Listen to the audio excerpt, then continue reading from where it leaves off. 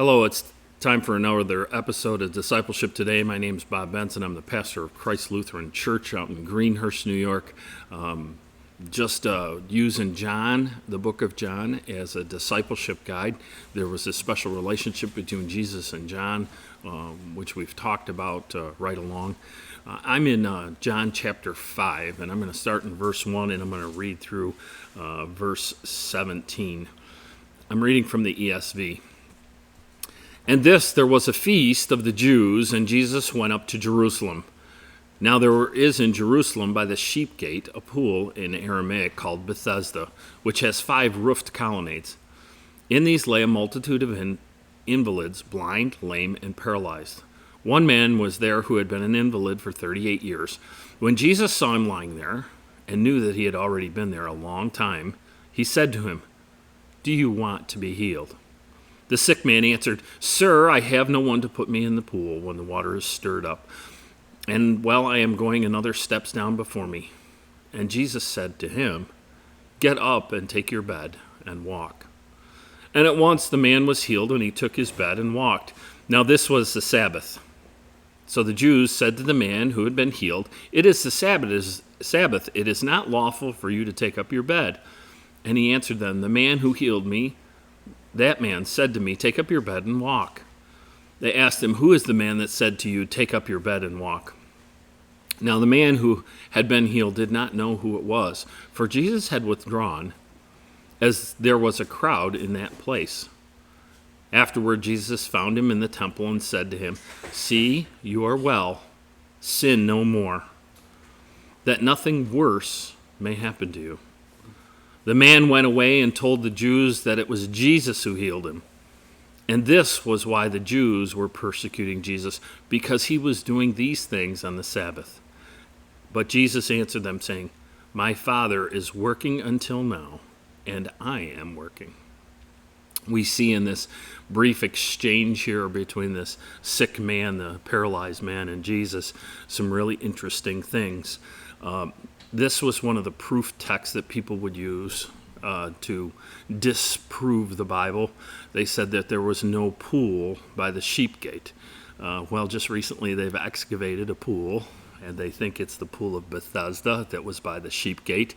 So this proof that it didn't exist now exists. And it says there, a whole bunch of people came, the invalid, the blind, the lame, and the paralyzed. This man who had been paralyzed for 38 years, Jesus asked him a very pointed question. Do you want to be healed? See, there's this intrinsic want to be healed. You have to have a desire to be healed. Those of us that have been touched by the Holy Spirit have this desire to be whole, to be full of the Holy Spirit, to have that Holy Spirit pour out of us. And what did this guy come up with? He came up with a list of excuses. I have no one to put me in the pool. See, Jesus was going to switch gears and switch the emphasis and the focus on this man away from the pool and to his God. I have no one to put me in the water when the water is stirred up.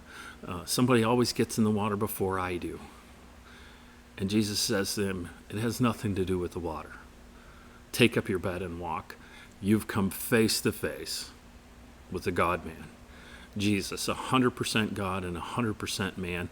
And I know that sometimes we don't grasp that, but this guy Jesus reached into this guy's life and changed his life completely. And just because it was a Sabbath day, the Jews were upset that this man was walking around carrying his bed. There were laws and rules that they had made up, and they had piled on top of the regular Sabbath laws and rules. And it was unlawful to pick up your bed and walk. And so they were looking to get this guy that had told him to get up and walk. See, they weren't focused on this guy. They had no love for this man. They had no compassion for him, not being able to walk, being a beggar, blind and lame. But all of a sudden, their focus has changed, and they're getting upset because this guy is carrying his bed. When we see somebody that's been healed, our focus should change, and we should be focused on, hey, what was it? Who was it? that healed you. And you could see that their focus was all in the wrong place. And then Jesus says something really interesting to him when they come back together. Afterward, Jesus found him in the temple and said to him, "See, you are well. Sin no more, that nothing worse may happen to you." You see, Jesus changed this guy's life here, but I think his emphasis was on changing his life for eternity. And that has to be our focus. We can help people in this life here, but our focus really needs to be on helping people in their life for eternity.